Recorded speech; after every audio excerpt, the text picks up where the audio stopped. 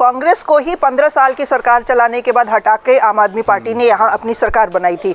तो जमीन पर तो कांग्रेस और आम आदमी पार्टी की लड़ाई उसी समय से जारी है। ठीक है, इंडिया गठबंधन में एक बीजेपी को हराना एक कॉमन मजबूरी थी सभी पार्टीज की, तो वो एक प्लेटफॉर्म पे आए, गठबंधन में भी साथ रहे, लोकसभा में भी मिलकर दोनों लड़े। लेकिन जो मिलकर लड़ने वाला इक्वेशन होता है वो विधानसभा में तो हमने और जगह भी नहीं देखा। बंगाल में नहीं दिखा था, ममता अपना अलग लड़ रही थी, पंजाब में आम आदमी पार्टी कांग्रेस के साथ नहीं थी।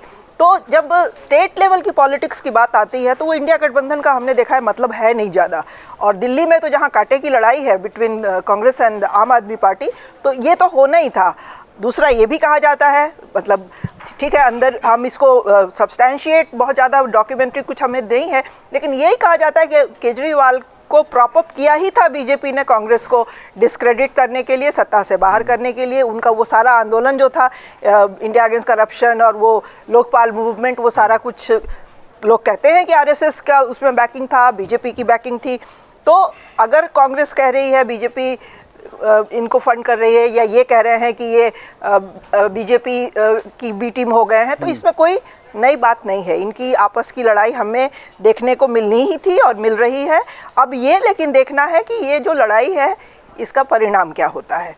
कांग्रेस अब चाहेगी अपना कमबैक करना, क्योंकि शीला दीक्षित की 15 साल की सरकार थी जो कांग्रेस में जब वो मुख्यमंत्री थी तो काफ़ी अच्छे से उस वक्त चली थी, तो कांग्रेस उस पर बैक कर रही है। आम आदमी पार्टी जब से आई सत्ता में तो इनकी तो एलजी के साथ लड़ाई कभी ख़त्म नहीं हुई, इनकी सेंटर के साथ खींचतान कभी ख़त्म नहीं हुई।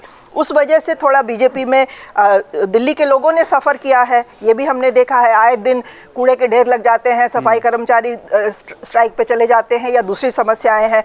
तो कांग्रेस ये उम्मीद कर रही है कि शायद इस बार फिर से उसका मौका आ जाए दिल्ली में।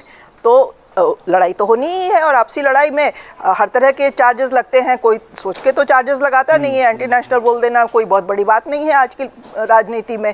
तो किसी को एंटी नेशनल बोल दिया, किसी को बीजेपी की बी टीम बता दिया, तो अभी चलता रहेगा जब तक दिल्ली का इलेक्शन ख़त्म नहीं होता है।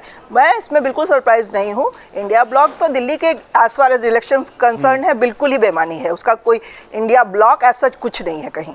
अगर आप ये वीडियो YouTube पर देख रहे हैं तो हमारे चैनल को सब्सक्राइब कर बेल आइकन दबाएं, और Facebook पर देख रहे हैं तो हमारे पेज को लाइक करें। 8 मिलियन प्लस सब्सक्राइबर, आपके इस भरोसे के लिए बहुत धन्यवाद।